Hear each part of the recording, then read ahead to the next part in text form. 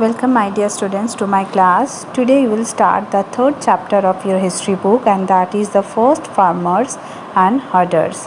So, in this chapter, we are going to deal with some topics like Neolithic age, beginning of settled life, invention of wheel, and case study about the Northwest and Northeast. The New Stone Age or the Neolithic Age started a new era in history. When people began to lead a settled life, many new developments changed the early path of human life. So, the achievement or the development, like the beginning of agriculture, the invention of the wheel, and the making of pottery. The first step in man's advancement in Neolithic age was that man had learned from his experience and started making a variety of stone tools.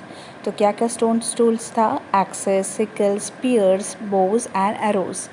Some Neolithic sites are also famous for making stone tools. तो क्या क्या Neolithic site था? Obviously Burzum, Gafrkal, Chirat, Mehergar and Daujali Harding. Beginning of agriculture. So, as the climate of world changed, the Stone Age people observed for the first time the areas where edible plants were found. They also saw how seeds broke off stalks, fell on the ground, and how new plants sprouted from them. He was no longer a food gatherer, but a food producer. So, the major crops grown by men during this period were rice, wheat, and barley. Knowledge of food production completely transformed the life of early man, and this change also called as the Neolithic Revolution.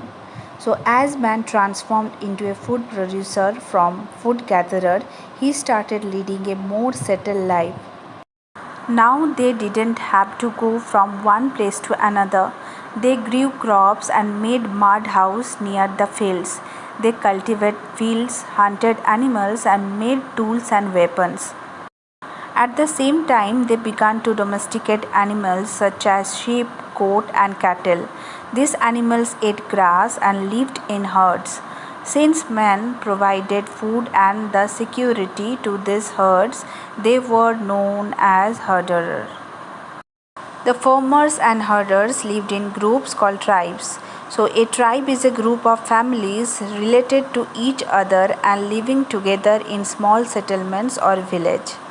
So, I am going to repeat the definition of tribe is: a tribe is a group of families related to each other and living together in small settlements or villages. So, the question is, what was the lifestyle of early human? So, we know that they already knew how to grow crops, they began to domesticate animals, they lived in a groups called tribes, isn't it? So, man was assured of regular food supply, his life became much more secure. At the same time, he began to tame and domesticate animals like dogs, sheep, donkeys, horses. So, probably we assume dog was the first animal to be the domesticated. Next topic is community life. So, in order to cultivate land and grow crops, man needed water. So, he began to settle near the banks of rivers and lakes in proper dwelling areas instead of caves. He built mud houses with thatched roofs. Gradually, a cluster of these houses developed into a village, and man started living a community. So, there was no concept of private ownership of land. The groups or the tribe lived in a harmony and practiced social equality. Most probably, the eldest or the strongest member of the group was made the leader, who was supposed to coordinate all the activities of the group. Many peat dwellings, or we can say the peat houses, have been found at Burzum in the present day Jammu and Kashmir. People use stone tools to dig circular pits into the ground. They then plastered their sides with mud. These pits were usually narrow at the top and wide at the base. The pits that were deep had steps that led down.